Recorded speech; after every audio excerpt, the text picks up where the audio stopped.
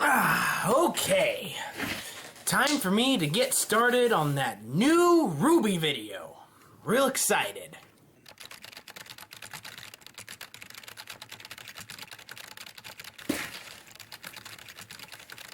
Grimm Master? Grimm Master, what are you doing here? Fan demand. Okay. What are you writing?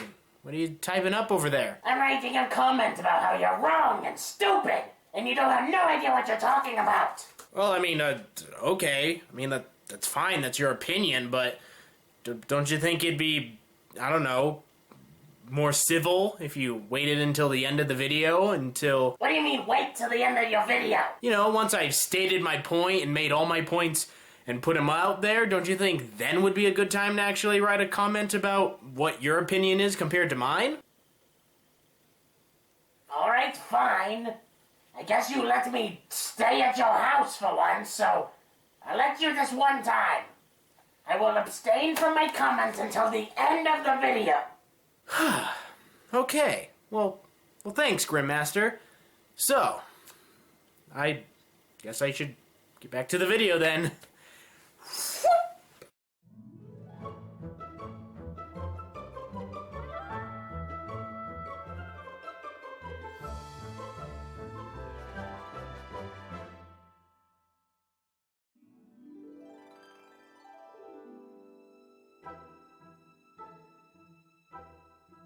Alright, so I'll have to admit, RWBY Volume 4 really is a mixed bag of worms. It has some good and some bad, but I think to fully understand RWBY Volume 4, we need to go back to the volume before it, Volume 3. Volume 3 was a cavalcade of injecting new plot lines, fulfilling old plot lines, doing amazing, awesome things, you know, with fights and drama and world building, bringing in new characters, and ending it all with an amazing bang.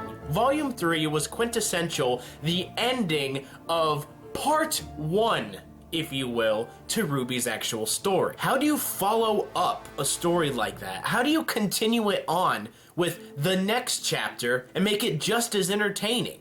Or make it even better than how the ending of the previous chapter was? And well, that's where I think the innate, I don't want to say flaw, but the downfall of RWBY Volume 4 is. After coming off such a bombastic volume, Volume 4 needed to slow it down. It needed to get us back to the small things, to, we're not looking for a grand bombastic story or anything like that. All we're looking for is to see these characters and how they have developed and how they're gonna get over what happened in Volume 3. And you see, that's essentially what RWBY Volume 4 is. It is a bridge from Volume 3 to the next part of the story, the next chapter, if you will. Now, did Rooster Teeth Animation actually do this right? Did they do it well?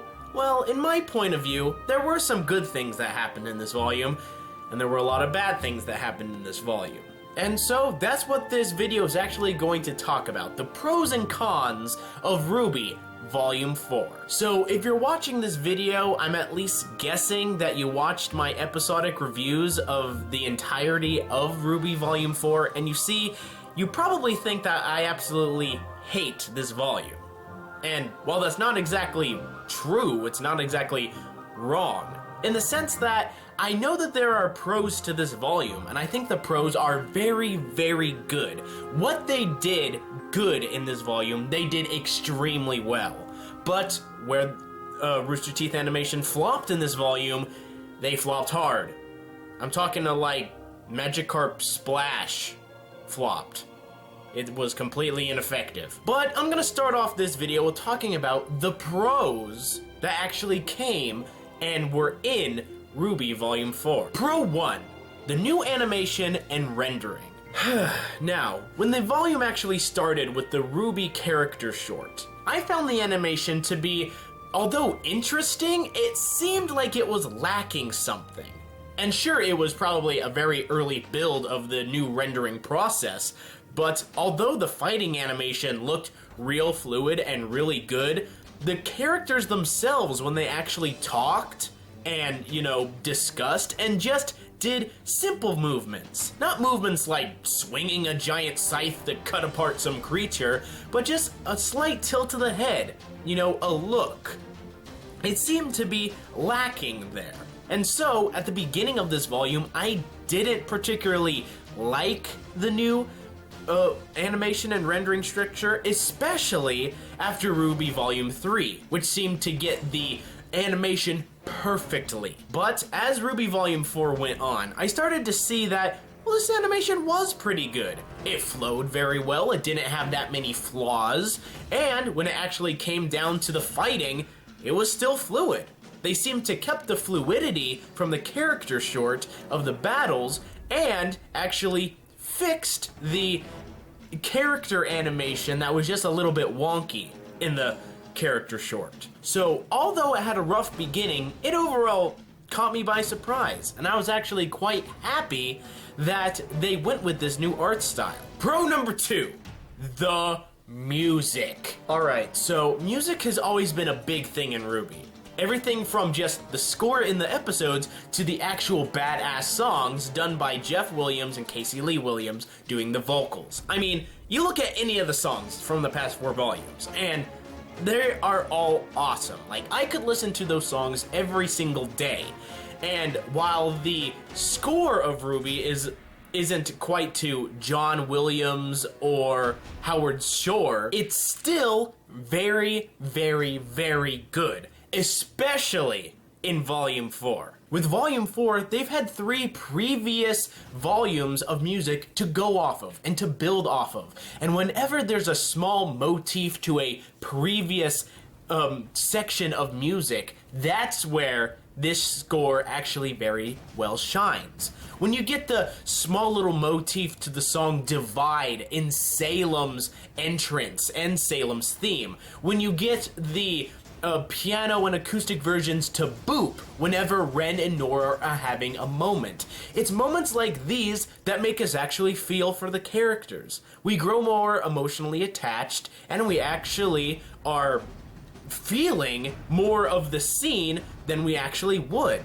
The music itself in RWBY is a character in itself, and it's probably my favorite character of this volume, the music itself. Now, although this volume probably didn't have as much songs as it did in the previous volumes, the few songs that it actually has actually work. Everything to the intro song, to the songs during the fights, to the last song of the volume during the credits. It makes you pumped for what's coming next and for what is actually going on. So, in the full music aspects, I would give this volume a 10 out of 10. The music in this volume was one of the big reasons why I liked so many of the scenes, is because they were enhanced with such amazing music. Pro 3, sound design and voice acting. Now, it doesn't go to show that the voice acting would be good in this volume, when Rooster Teeth has been doing voice acting work for well over a decade, a long time. From early beginnings with Red vs. Blue and the Strangerhood, up until this point, Rooster Teeth has gotten better and better at voice acting. Rooster Teeth is very much a studio where experience really did make them. A lot of these guys didn't start out as professional voice actors. They were just guys, talking about canyons and guys in them, space marines in them. But now we're to a point where the actual voices in this show are professional voice actors. Who would have thought? And for the most part, every single character in this volume really hits home with their voice acting. Everything from the characters that are voiced by employees of Rooster Teeth to the professional voice actors, they all sound good and they all sound convincing. There are a few scenes where some of the voice acting is a bit lacking, but for the most part, the emotion is there. And the emotion is there to convey the emotion of the scene and the tone of the scene to us as viewers. The sound design is also really good. Everything down to just basic sound effects to the sound effects of weapons going off, and of course the fight scenes. The sound design in this volume is very, very good. But I've pretty much been talking about the development and the editing of the series so far? What about the story in itself? The actual things that are going on in the series, in the volume? What about those things? Is there anything good in this volume from that stuff? And I say yes. There are some good things. Pro number 4, Blake's story. Okay, so I know you guys are probably like still hating on me with my disliking of Blake in this volume, but all things considered, her story is the best in this volume. Although her character herself infuriated me with the things that she did and the things that she didn't say, her story in itself is very, very good. We have her going to her parents to sort of pseudo-ask for forgiveness as well as acquire help in what she's going to do next. And my favorite scene from the entirety of RWBY up to this point involves Blake and her father Gira. Now, although her story probably has some of the most touching scenes, as well as some of the most controversial, it's still a really good story. It doesn't jump around so much. We pretty much know what's going on throughout the entirety of it, and for the most part, I would only want to change a few things. Blake's story really hits home and has a good flow with the story. It's just a shame that her story had to take up so much screen time from other stories. But I'll get to that later. Pro 5! The new characters! The good ones anyway. So, all the new volumes of RWBY have not shied away from bringing in new characters. I mean, every time we bring in a new character, about 1 million more ships are made and a ton more fan art. And the fan art is awesome, by the way. I love looking at the fan art, as long as it doesn't get too weird. But Volume 4 seems to bring in a lot of new characters that are all going to be important in the coming volumes. And the 4 best characters that are introduced during this volume, in my opinion, are Jacques Schnee, Whitley Schnee, Gira Belladonna, and Kali Belladonna. With Jacques and Whitley, we actually get to see the dynamics of the Schnee family and just how trapped Weiss seems to be in her situation. With these characters, we're able to get that much more emotion out of Weiss, and for all intents and purposes, they're the stars of Weiss's story, not Weiss, which is a bit of a shame because I really like Weiss and I would have liked to see more of her story, but for the most part, we get to see what her family is actually like and just how ruthless they actually are. We made a bunch of theories about Jacques Schnee over the years, about how he was a monster, how he was a drunkard, how he was abusive to his children, and here we actually get to see some of those theories actually come into fruition. Especially with the World of Remnant video talking about the Schnee Dust Company. With Gira and Kali, we actually get to see a stark contrast to how we thought Blake's upbringing was. We get to see that she actually has a loving mother and father. 2. Not just one, or one loves her, one doesn't, but 2. Both of her parents actually care about her. And it's that care and genuine love that we see from them makes us wonder more about Blake. Why did she leave her family? Why did she go off on her own? What were these two doing during all that time? And you see, that's what I think makes these characters so interesting. As well as being amazing on screen, there are also points in Blake's story that go to enhance Blake's story. And of course, the banter between Kali and Gira about their opinions on Sun is just hilarious. Pro 6! A Cool New Grimm! The Geist. Now, starting off any new volume of any show, you have to start it off with something bombastic. And what way to start off a new RWBY volume with Team Ranger fighting a Grimm, but not just any Grimm, but an entirely new type of Grimm that we've never seen before. In the first episode of Volume 4, we're introduced to the Geist Grimm, a sort of phantasm-like Grimm that is able to possess inanimate matter and use it as its body, with its only weakness being its mask. It's during this fight that we get to see how Team Ranger actually fights well together, and how they have to actually use strategy to take down these big and terrifying Grimm. And the existence of the Geist Grimm gave us a whole new area of thinking. How do the Grimm actually exist? And how do they function? How broad is the Grimm spectrum of existence? When we see this Geist Grimm that is able to possess inanimate objects and can only be damaged in one way, that's like something a video game would make a boss rather than an actual world have as an actual creature. And while the existence of the Geist Grimm may be just for that gimmick of being a form of video game boss character, I think it still works. We start off the series with seeing a new type of Grimm and seeing how our heroes are able to overcome it. So we see that our characters have actually gotten a little bit better at being huntsmen, as well as the fact that they're able to work well together. And so the Geist battle itself is a win, and the Geist creature itself is amazing. Pro number 7, Ren's backstory. So during volumes 2 and 3, I jokingly called it, this is the Blake show, not Ruby, due to the fact that Blake had so much time devoted to her when the actual character Ruby herself didn't have that much time devoted to her.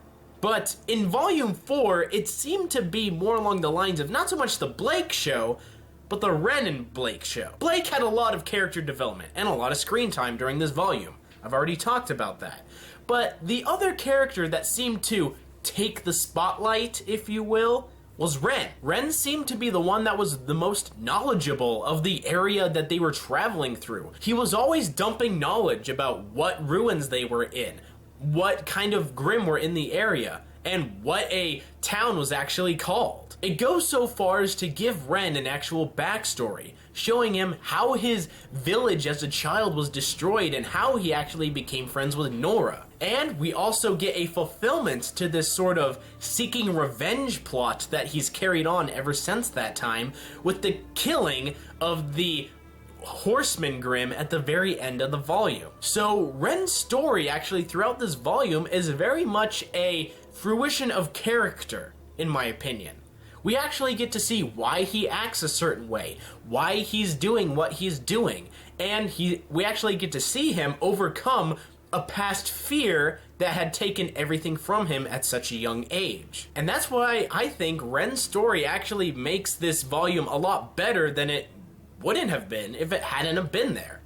A lot of people may be arguing that Ren's story seemed to be sort of hammered in or just seemed to be stapled on, but me, I think it was an integral plot to the story that, thanks to it being there, made Volume 4 a lot more bearable. Pro number 8, Tyrion. Now, I know this can kind of go into the cool new characters pro, but I think Tyrion in himself deserves his own slot.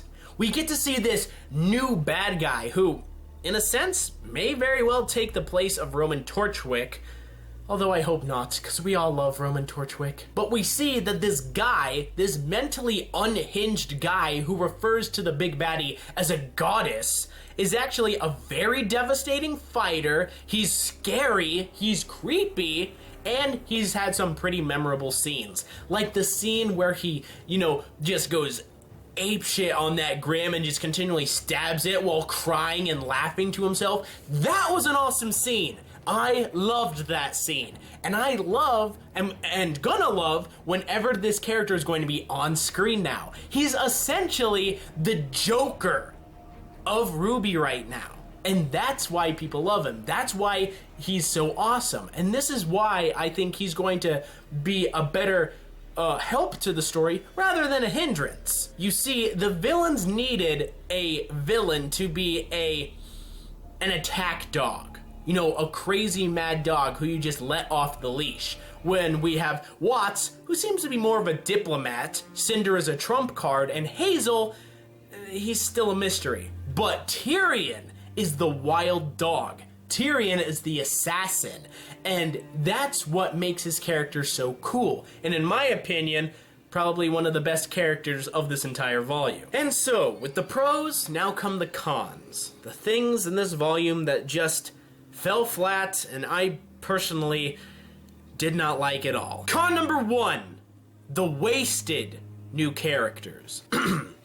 Now, you know how I talked about earlier in this video about how there was new characters that actually worked, that were good? Yeah, I liked those characters. Those characters were good. But then you also had other characters in the volume that just seemed to be wastes. First off, we had some new villain characters in the story. We had Tyrion, Hazel, and Watts. Now, while Tyrion's character was actually used in the story and was used well, now at the beginning of the series we're introduced to 3 new antagonists: Tyrion, Watts, and Hazel.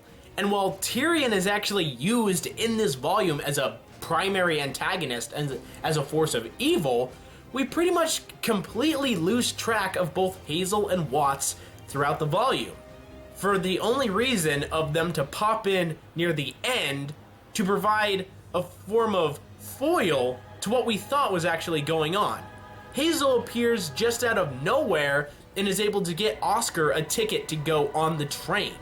Watts appears at the very end of the volume to show us that Professor Lionheart is kinda in cahoots with Salem.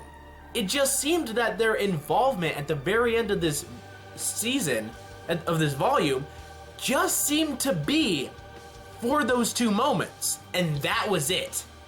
That just seems like a waste of 2 perfectly good characters to me. Why not use them a little bit more in the volume? Or at least keep them secret and introduce them later on in the volume? What if we didn't know that Hazel was working with Cinder and Salem at the time, and we just saw him approach Oscar and get him the ticket?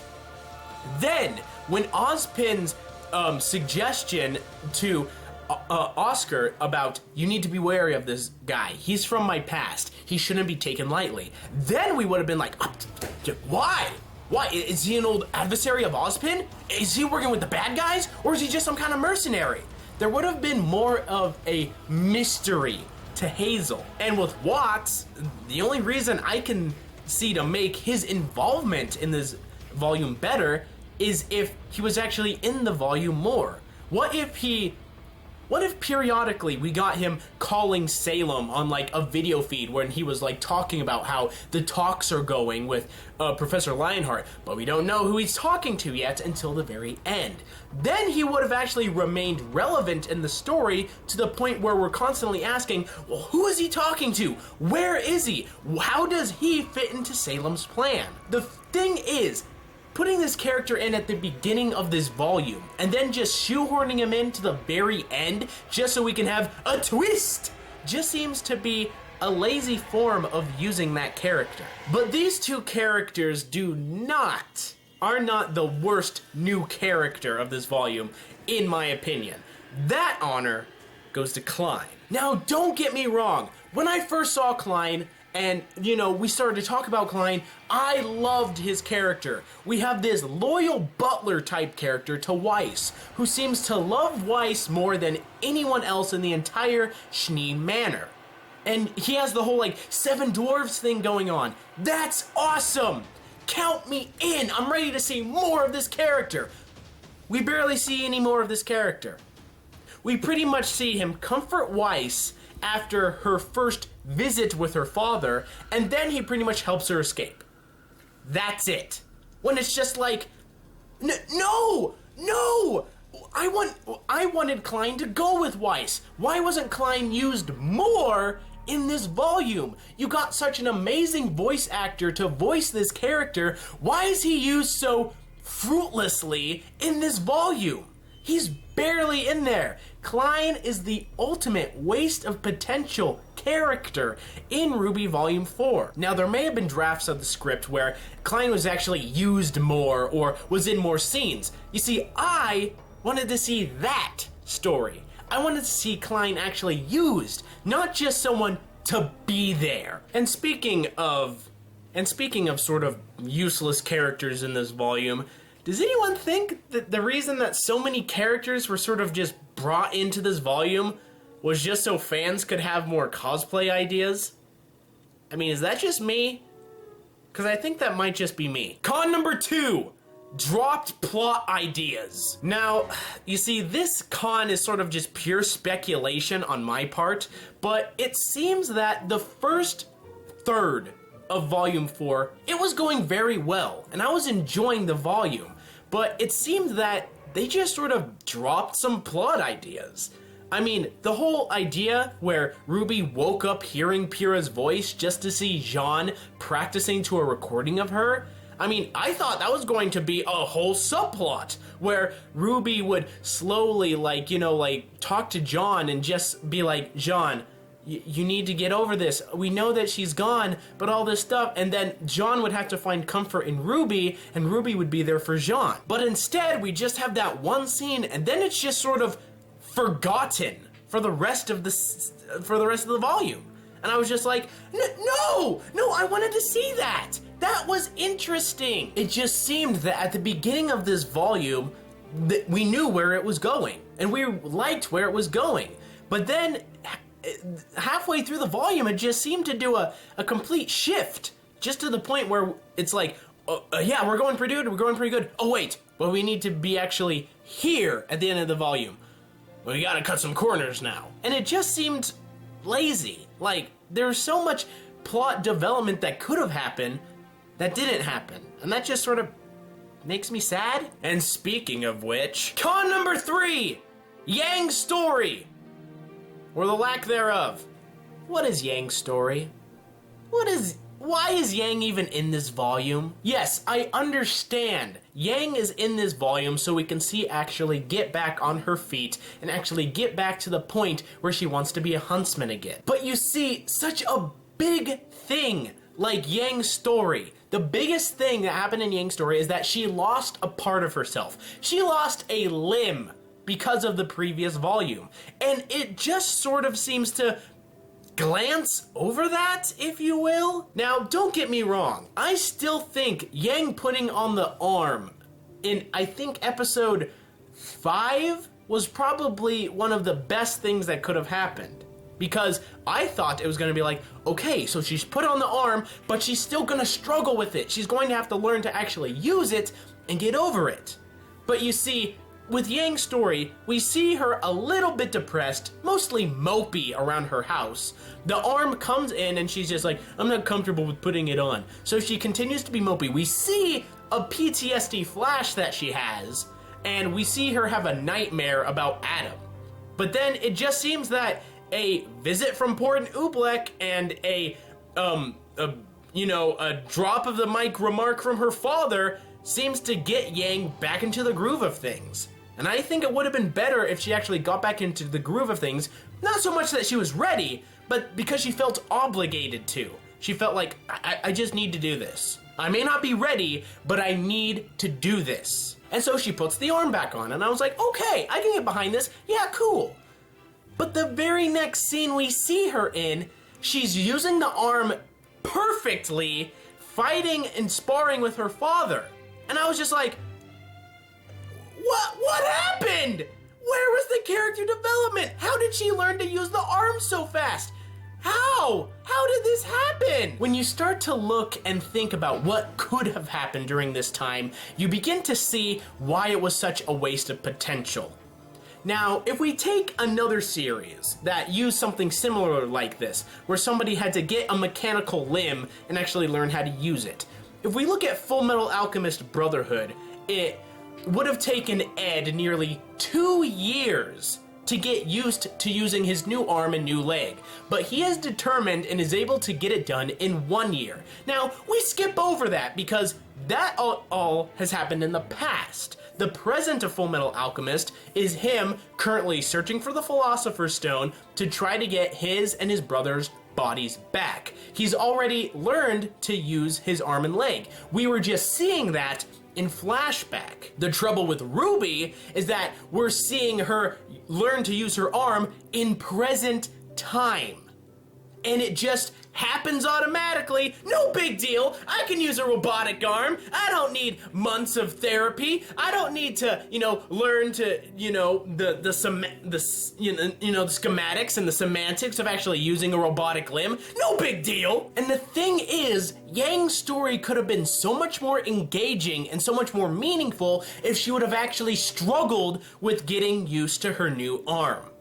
What if she's not comfortable fighting yet? What if she still, is a bit slow and sluggish and her father is able to take her down rather easily and he's just like, is the arm still bothering you? And she's like, yeah, it's just not responding the right way. And, she has to somehow, get over that and, like, figure out what to do and, like, figure things out with the arm. And then, what if she's actually sparring with her dad and she's, getting used to the arm? Yeah, it's feeling good to be back in the fight again. Yeah, this is awesome. But maybe Tai Yang takes it a little bit too far. He gets caught up in the moment, and in doing so, Yang has a flashback of Adam taking her arm off. And she has a PTSD attack. As Yang's eyes widen, she cries out in agony, holding the stump. And she falls to the ground, screaming and crying. Her father, seeing that his daughter is in pain, kneels down and asks if she's okay. Yang says, no, I'm not okay.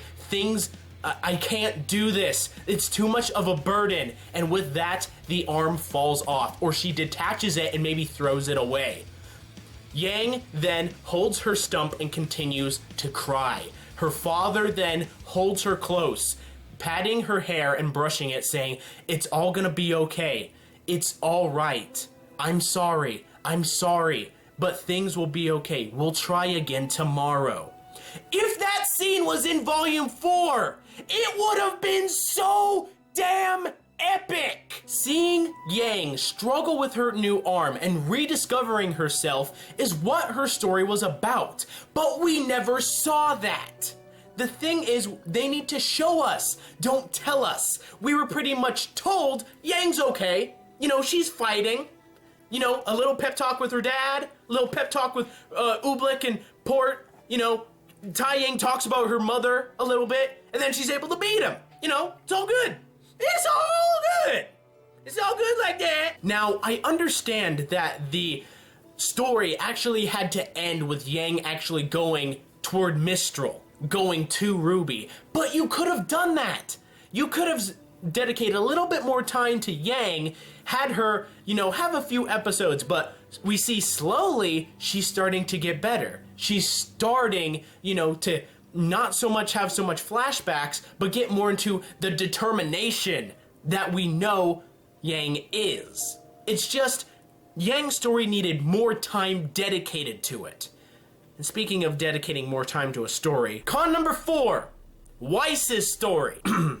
Now, while Weiss's story isn't as non-existent as Yang's, it did also seem to be lacking in places. It pretty much starts out with Weiss being asked by her father, oh yes, you're going to be doing a concert.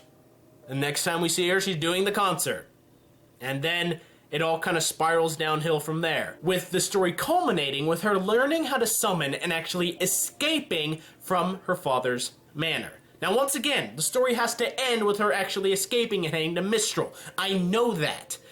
But what if we spent more time with Weiss actually practicing her summoning, continuing to struggle with it, like she kinda was during Volume 3? Maybe she gets closer than she did in Volume 3, but she still continues to struggle with it. All we see of her practicing summoning in Volume 4 is she's practicing, Whitley interrupts her, she slams the door on Whitley, and then she's able to do it perfectly. That's it! Just perfectly! Don't need no character development, I drink milk! Think of it this way. What if she was, at the same time practicing her concert, she was also practicing summoning, and she had to kind of juggle the two? And maybe, what if she had some touching, talks with Klein? Klein would bring her tea, and she's just like, Klein, I just don't feel comfortable, you know what? I'm practicing how to summon, but I just can't get it. And maybe Klein gives her some advice, talks to her.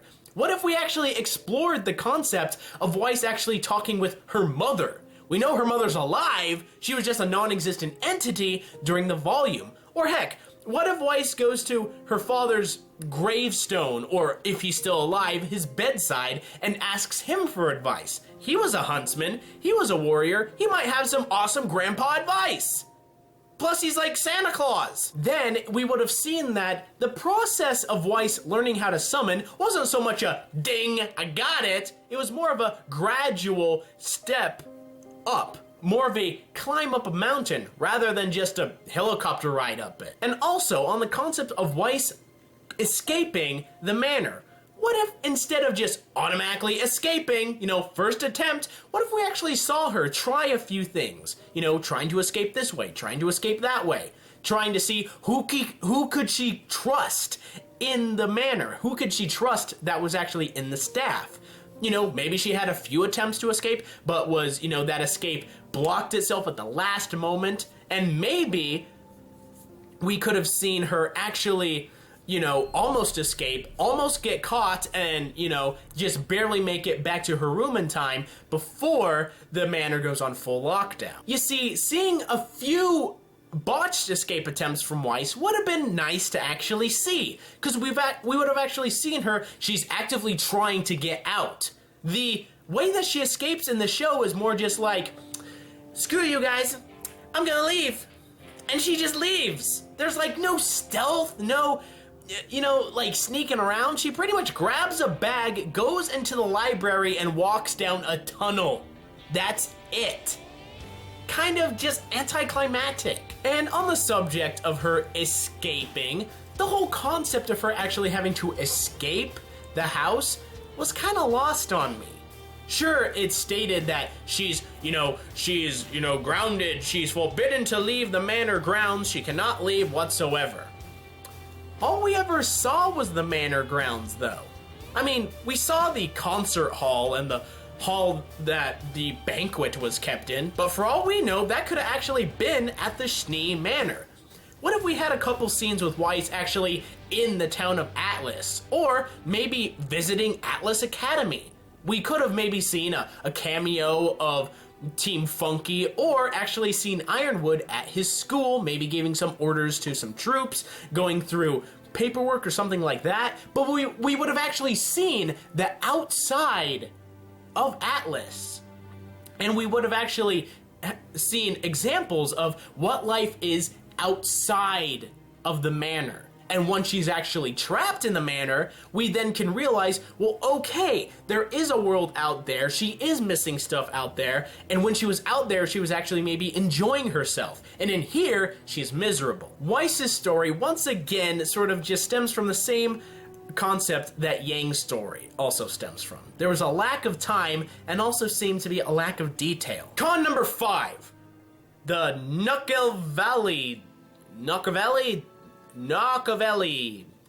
the Grimm Horseman. So, you know how I talked about how the Geist in the beginning of this volume was a really good Grimm? Now, that could have easily been 2 really good Grimm from this volume. But for the most part, the Grimm Horseman was a bit lackluster. How it was built up in this volume when it actually was being built up well is that it looked like it was going to be this creepy creature that was just frightening to look at. But when we actually saw it, what we got is a scary looking horse with a goofy looking Jack Skellington ripoff on it, with Stretch Armstrong arms. Not only was the reveal of this Grimm sort of lackluster, but the buildup of it was just lacking and really scattered.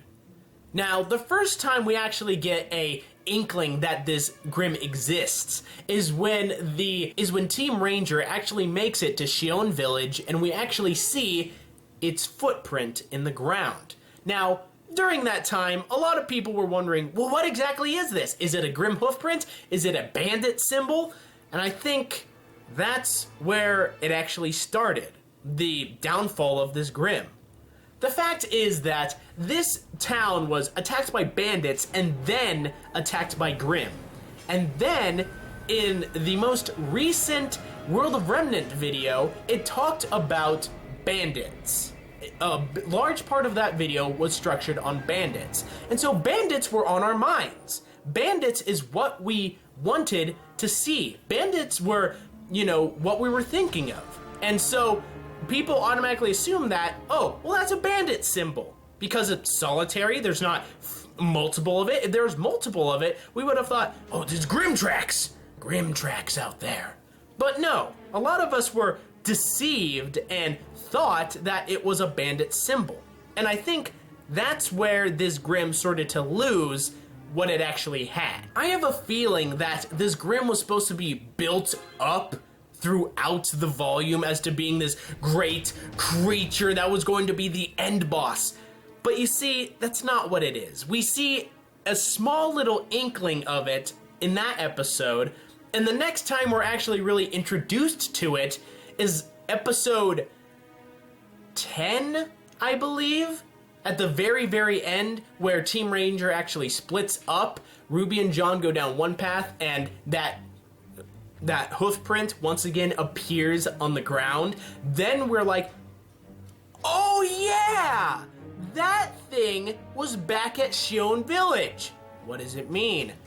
It was, you see, when that came up, our revelation was like that, instead of being like, oh crap, there it is again! It's that thing that's been scattered out, throughout the entire volume. What is this thing? Is it following them? Are they following it, without knowing? What is this thing? If we would have seen more inklings into what this Grimm actually was and have its presence actually throughout the volume, we would have actually cared more when it was actually revealed. The thing is, during that time, the Grimm was completely forgotten, and we just remembered Tyrion.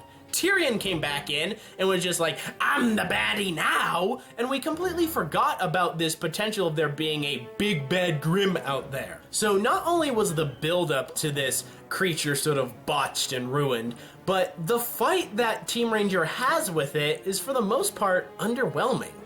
The first half of the fight is cool, yes, we get to see some awesome moves done by Team Ranger, and we get to see John has an upgrade to his sword. But for the most part, this Grimm didn't pose much of a threat. Once Ren actually calmed down, this creature was defeated way too easily. I mean, what if instead this creature was damaged? Maybe it lost an arm, but it was able to escape, and it would come back later to haunt Team Ranger. Or heck, what if the creature was there and it was actually supported by some more smaller Grimm? So that way Team Ranger didn't just have to concentrate on this big Grimm, but there was also like Beowulfs and Nevermore and maybe some Ursa in the mix also fighting. Or heck, what if there was a return of a Geist Grimm and they had to fight this Grimm Horseman as well as another Geist Grimm? That would have been cool. That would have given the ending fight a little more flavor. Not only does Ren have a redemption story with killing this Grimm, but the rest of Team Ranger gets to triumph over killing a bunch of other Grimm. Con number 6. Way too much going on. Now, I know this is probably like an oxymoron due to the fact that I talked about how Yang and Weiss' story needed more going on, but for the most part, all the stories that are going on in this volume are really scattered, especially during the episodes where it has all 4 of our girls' perspectives in one. Those episodes seem to be super scattered, and I barely had enough time to concentrate on one story before another story took its place. Now, I know that this was going to be trouble in this volume. When you're talking about these plot lines where so much is going on in different parts of the world, with different plot lines happening at the same time, the show is going to, it's just going to suffer for it. So this con is more of a minor con, because it was going to happen whether more time was dedicated to the show or not. I'm just saying is that some stories needed more time to develop, and it's just a shame that they didn't have that time. And with that, I'm just going to end this con right there. I mean, for the most part, it's just a small con, but a con nonetheless. Con number 7, the lack of fights. So, I counted, and if you look at RWBY Volume 4, it in total has a total of maybe 6 fights, with 2 minor altercations. The 6 true fights in Volume 4 are Ranger versus the Geist Grimm, Blake and Sun versus the Sea Dragon. We have Team Ranger versus Tyrion, Crow versus Tyrion. We have the finale fight, and sort of on a lesser note, we have Yang and Tai Yang sparring. Not so much a fight, but a spar. And the two minor altercations, the two little bit that shouldn't even be considered fights, are the tussle that Blake and Sun have with Ilya and when Cinder is training against the Grimm. Even if you want to count those two as fights, we have a total of 8. 8. And for the most part, really only 3 of those I consider to be really good. The Geist fight at the beginning, Ranger versus Tyrion, and Crow versus Tyrion. All the other fights were a bit lackluster or just seemed to be way too quick or just wacky. I'm talking about the Sea Dragon fight. That fight was wacky. Now, I'm not telling Rooster Teeth to just inject fights into the narrative to inject fights into the narrative. You can have fights in the narrative of the story and actually have them promote the story. Have them actually move the story forward or give something new to the story. I mean, that's what they did in the previous 3 volumes. You see, one of the biggest things that kind of got my goat during this volume is that they mentioned bandits in the world of Remnant, and we know that Raven is the leader of some bandits, and we know that they were involved with Shion Village, but we never actually see the bandits. We never ever get to see them in action. Would it have hurt at all if, besides Team Ranger coming across another ruined town, because they come across like 3, what if instead Team Ranger came across maybe a caravan of, travelers or merchants that are being held up by bandits, and Team Ranger swoops in, fights the bandits, and saves the day? That would have been actually really cool. We would have actually got to see some bandits in the fight, maybe introduced to a future antagonist, maybe, and it would have furthered the actual story as well as built the world. We would have actually got to see, okay, so traveling caravans are also on these roads. It's not just Team Ranger traveling across the world and they're the only travelers in the existence of ever. There's also trading caravans, and they're under constant bandit attack and, the threat of being attacked. And so with Team Ranger coming in, saving the day, maybe we get a little bit of exposition about how the roads are doing, maybe what's down the road, where the merchants are coming from. It just would have been cool to see a little bit more fights, as well as some fights furthering the story. And there we go, my friends, the pros and cons of RWBY Volume 4. Now, did I miss some? Probably. But this is just my opinion, what I think of the show, and for the most part, RWBY Volume 4, it kind of just makes me sad.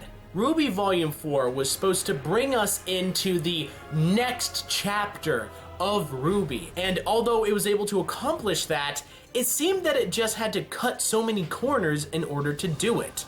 Now, in the recent RTX Sydney panel, the RWBY panel, it was stated that the writers wanted to do so much with Volume 4, but they just ran out of time.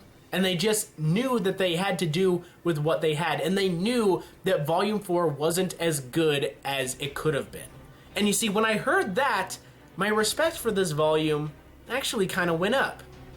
It shows that the creators of this series knew when they kind of messed up, knew when they knew they could have done better, and knew that the fans deserved an explanation. And you see, at the end of the day, that is RWBY's #1 enemy, is time.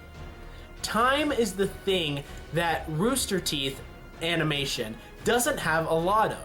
When they're developing all these other shows with the staff that they have, they're not a giant corporation like Funimation or any of the other big animation studios out there. They're still getting by and still pretty much learning how to hone their craft.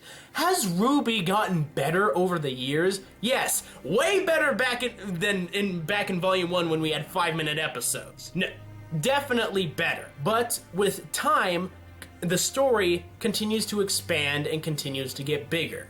And the expectations of the fans continue to get bigger. And you see, the #1 adversary to Volume 4 was, I think, time, but I also think a little bit of the reason why Volume 4 ended up being what it is was also sort of our fault. The fans. Now, in multiple creator commentaries, it stated that Volume 2 and Volume 3 were essentially supposed to be the same volume. The tournament was supposed to happen a lot sooner, but Volume 2 just got stretched out, and they had to save the actual tournament for the next volume. And you see, I think a lot of people heard that and were just like, well, you should just move faster, don't get bogged down by all these ideas. You know, at the end of Volume 3, we were like, oh, Ruby's gonna make it to Mistral. We're gonna see the bad guys. Blake's gonna be doing whatever. Yang's gonna get her robotic arm. Right? Right? Right? You see, the fans wanted, and in a way demanded, so many things to happen. And although I don't want to say that Rooster Teeth sort of collapsed due to what the fans wanted, I think that they may have taken the fans' influence a little too seriously. We all demanded that the story move forward so fast and for so many new things to happen. And I think with that, they were kind of forced to cut out some of the things that they may have wanted to put into this volume, just so we could have other things in this volume. And so, if there's anything to get out of this video, let it be this. I was one of those people at the end of Volume 3 that wanted so much stuff to happen.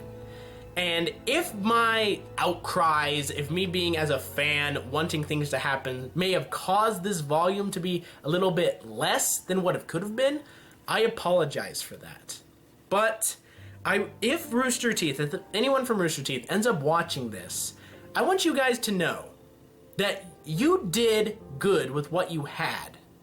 And I would just beg of you guys, just take your time.